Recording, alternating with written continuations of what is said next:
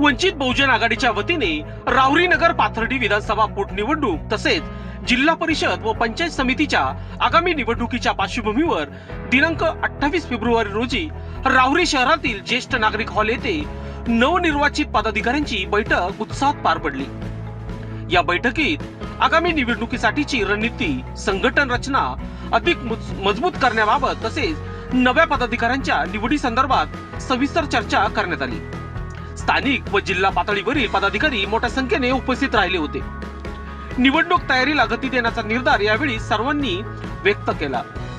यावेळी प्रमुख उपस्थिती म्हणून जिल्हा महासचिव मधुकर साळवे, जिल्हाध्यक्ष संतोष चोळके, तालुका अध्यक्ष बाळासाहेब जाधव, जिल्हा संपर्क प्रमुख पिंटू साळवे, तालुका संपर्क प्रमुख नागेश जाधव, संदीप कोकाटे आदी उपस्थित होते।